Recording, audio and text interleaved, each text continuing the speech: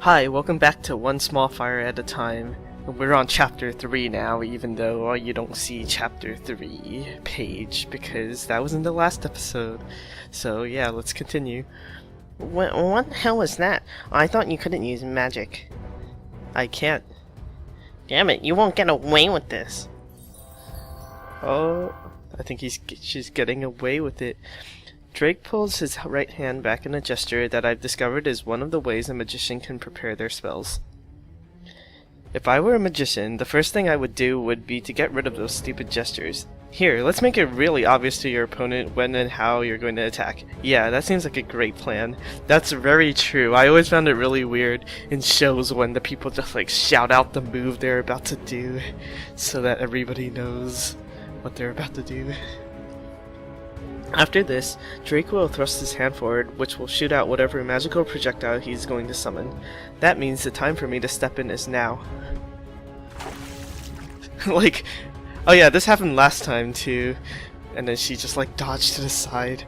As I predicted, Drake shoots out his magic, water it turns out, but I'm already out of the way. I moved sideways, rotated my body outward by pivoting on my left foot, and grabbed his wrist with my left hand. I don't stop moving. While using the momentum from my rotation to spin Drake around, I lower my body and push his hand down, knocking him off balance. I then plant my right foot and pull the other foot back, placing Drake, who is now facing me, in an awkward position. With his wrist still firmly in my left hand, I use my other hand to force the fingers on that hand to point at the sky. Finally, I push those fingers down towards the ground, effectively twisting his wrist. And suddenly, Drake is in the air. You're pretty strong for like a 12-year-old girl. There are two theories people often make after seeing this technique in action. The first is that it must be wind magic. The thrower must have somehow cast a spell to blow the opponent in the air. The second is that it isn't actually a throw. Instead, the opponent voluntarily jumps to make it seem like he's being thrown. In other words, an act. While the first theory is completely wrong, the second one has some truth to it. Drake did jump. I'm not nearly strong enough to throw him, especially just by grabbing his hand, but thankfully this isn't a technique that relies on strength. Oh, okay, so I guess you're not that strong, as I thought. The reason he jumped is because of two things. The first is the wrist twist. Pain is an interesting thing. It's the way your body alerts you to harmful situations. If Drake hadn't jumped, he would have broken his wrist. Is that true? Maybe. I don't know. The pain triggered the body's reflexes, though Drake might not have realized that until he was at least in the air. Knowing him, though, it probably wasn't until he was writhing on the ground. The second reason is the momentum. Having been spun around and put in an off-balance position, he had already been set up to jump. The pain was just the catalyst. I have no idea if any of these things make sense. Magic is a great weapon, but it has a crucial weakness. It has to come out of the caster's hand. That's not to say it's an easily exploitable weakness. Even if you manage to get close enough to punch a magician in the face, he can still aim a hand at you and fry you to a crisp with fire as he falls to the ground. But if you can seize control of the magician's hand, victory is yours. They have two hands, but can they only do it from their dominant hand? I don't know. At no time during the execution of this technique was I ever exposed to Drake's open hand. On the contrary, once I twisted his hand, it was aimed at his own face. If he had used magic then, he would have made things much worse for himself. Yeah, I guess she's pretty clever. Ah! Drake! Ouch, it hurts. What did you do to Drake? You aren't supposed to be able to use magic. How many times do I have to say it? I can't use magic. I guess in a city where everyone uses magic, it's only natural to assume that fights can only be done with magic. Guys, let's attack at the same time! Okay, I'll get her from the left. Then I'll get her from the right. Yeah, you can tell I don't remember any of these people's voices. Good idea. Were they all boy 2, or was I just not paying attention? Oh, there's also boy 3. Then I'll attack from where was I going to attack from again? I guess boy 4 is like dead on the ground there. What the hell, guys? Just attack from wherever. The remaining boys aim their hands at me. I quickly close in on one whose hand has burst into flame. Whoa. That's dangerous. He hurls a fireball, but I'm already behind him. I grab the back of his shirt collar and pull down as hard as I can, lowering my body as quickly as I can while making a quick stride backward. He lands on his butt. Unfortunately, that little trick relies mostly on strength, and a small girl like me isn't strong enough to slam his entire body down onto the ground. I would have liked to use a better technique, but when you're facing 3 opponents at the same time, you're forced to think on your feet. Not wasting any time, I dash immediately to my next opponent. I can hear the boy I knocked down getting up with a pain grunt. Things aren't looking good. You'd think the other people would have used magic against her while she was dashing to the next opponent. The other 2 boys already have their hands up, both gleaming with light. I picked the nearest one. Oh, it's another water guy, I guess. He casts a spell, but I easily dodge it by lowering my body. The jet of water flies harmlessly over my shoulder. It's just water anyway. I guess maybe water magic is better than water. I spin my body and launch myself at his magic casting arm, using the moment of the rotation to toss the arm, and then turn the boy's body to the ground. Another throw, I learned. Though it really can't be called a throw. While he does fall, it really looks as if he just slipped and fell to the ground. It would have been much more effective if he had swung his hand at me with everything he had, because then I could have used that power against him. But since he didn't, the throw only carried the strength of a 13-year-old girl. I see him slowly getting back up to his feet, but the 3rd boy is getting ready to cast his spell, so I'm forced to shift my attention to him. Yeah, here's the rock guy. He uses earth magic, but like the 2 before him, I already moved to his side and grabbed his wrist. I spin him around and then... super wind to the face? No. A gust of wind whisks me away from behind. I don't know which of the 2 other boys cast the spell. Wait, can people cast more than one kind of spell? Or was this the guy who was like fainted on the ground earlier? I soar forward through the air, but I haven't lost yet. As I near the ground, I tuck myself, bringing my right arm forward and arching my back so that my body is curved. As soon as my hand touches the ground, I roll forward using my outstretched arm. The fall still hurts, but at least I'm not seriously injured. Don't let her get up, attack! Oh, here comes the rocks. Well, not injured yet. Before I can get back on my feet, a rock the size of my head slants into my back. I can almost hear my bones cry out in agony. I thought that said like a rock slammed into her head. It's like, well, you're probably dead now, but nope, you're probably fine. Ugh. I fall face first. Well, you're doing pretty well, but until this moment, I suppose. While I'm still lying on my belly, I'm struck by a torrent of water. I grit my teeth, trying my hardest to withstand the pain, and glance up only to see another boy's flaming hand. Yeah, that's the dangerous one. You should probably run away, and I don't know who that is. Stop! Oh, it's a man. A man's voice blares. Oh, it was the guys who were watching last time. I forgot about that. But the boy's hand is still ablaze. Stop it! Ooh, super wind. Suddenly, a swirling wind gobbles up the 3 boys. They whirl violently in the tornado until it vomits them back out, hurling them high to the sky, even higher than the madhouse's roof. Wow, that's very dangerous. They're gonna like be dead when they fall down. Ah! The boys start to plummet back to the ground. Oh no, we're gonna die! But right before they hit the ground, they come to a abrupt stop, suspended in the air. Okay, they didn't die. Did we die?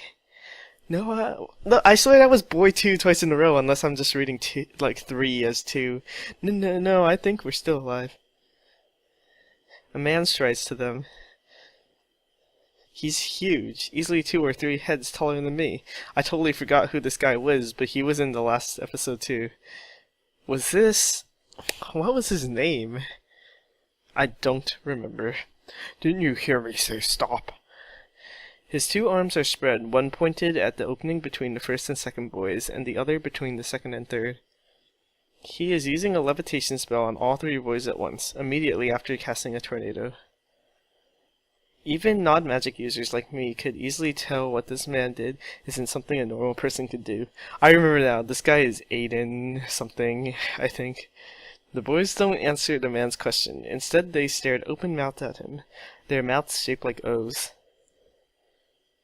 I don't want to see you gang up on a girl again. Do I make myself clear? The boys nod furiously. With a small gesture, the man gently lowers the boys, as if he were putting cups of tea on the table. The boys help Drake and the other boy I knocked out earlier, and they all scamper back into the house. The man turns to me. Are you hurt? I touch my back. Blood drips from my fingers. No. What? I think you're pretty hurt. The man extends an arm towards me. I guess we'll let him cast a spell. It's probably like a healing spell, so... What is it? Oh! Our relationship with this guy went up, I think. A cool, tingly feeling envelops me as if I were being submerged in water, but without the wetness. A soothing sensation runs through my body, starting from my chest and quickly spreading out. If the flavor of peppermint was determined by touch instead of taste, it would be pretty close to what I'm feeling on my skin. Oh, that's interesting. But just as quickly as it came, the sweet sensation is gone, taking the pain in my back with it. That's a pretty useful skill, man. Like, what element is that considered? The man and I look at each other. How are you feeling now? One look at this man is all I need to be able to tell that he's a hardened warrior who has seen much more than his fair share of combat. He's probably strong enough to slaughter a pack of monsters without even breaking a sweat. He's definitely someone to be feared. Yet his voice is the gentlest I have ever heard. Well, you probably don't need to fear him since he just, like, saved you. I'm okay. Good. It's that guy I actually don't remember the name. What a spectacular show! And of course I don't remember anyone's voices again because that's just how I roll. Another man appears. Unlike the first man, this one is barely taller than me. Good day, young lady. Are you okay? What happened just now? It's nothing, just a little fight. Is that so? That didn't look like my definition of nothing or little. Were they bullying you? Not really, they just don't like me. They always call me names and pick on me. That's what we call bullying. They even beat you up. But I beat them back. Though I lost in the end.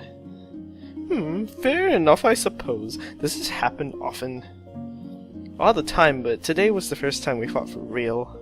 Oh, really? That's... Have you been fighting with other people? How did you learn all those sweet moves? Usually they just try to flip my skirt with the wind, drench me with water, or catch fire really close to my hair. You know, childish stuff. Still, that's an awful thing to do to a young lady. It's no big deal. I'm used to it. I can't use magic, so this will keep happening. You can't use magic, huh? It's impressive that you were able to fight them without magic. So what? I still lost and had to be rescued. Is that why you're here? Because you can't use magic? You mean the madhouse? Yeah. The inability to use magic, so this sort of lunacy exists too. How Oh, so is he not from around here? Because I thought everybody knew that there were people who can't use magic. The short man stops as he notices another man walking towards us. Is it guy who was involved in awkward situations? It is! Who's Mr. Sherwood again? Oh, Mr. Sherwood is the one who, owns the whole madhouse or something like that? Yeah. My lord, is Mr. Sherwood still not back yet? No. The man stares at me, but says nothing. I return the favor. Lots of dots. Unlike the short man, this man isn't the talkative sort. Good. I like him already. I often wonder why people who can't keep their mouths shut aren't sent to madhouses. Isn't it strange that people who feel uncomfortable with talking are said to be unsociable, yet people who feel uncomfortable with not talking are considered normal? The latter, to me, sounds like the more serious mental problem. I can see how you feel that way, but I guess most people are more comfortable with talking, so yeah, it's only natural that that became the way of the world.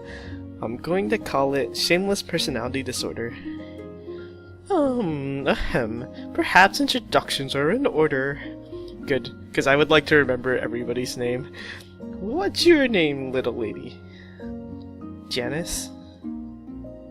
Oh, it's very nice to meet you, young Janis. He looks so evil right now. This gentleman is the young Lord of House Godwin and the founder of Magical Mechanical, Lord Joff Godwin. You may call him Lord Godwin. He points at the quiet man. Joff? Hey, you shouldn't be rude, Janis. It doesn't matter, Professor. Let her call me whatever she likes. Ah, I see. In fact, since we're here, you and Commander Wolf should drop the Lord too. Oh, okay, Joff then. The short man speaks to me again. Well, moving on, my name is Johann Poe.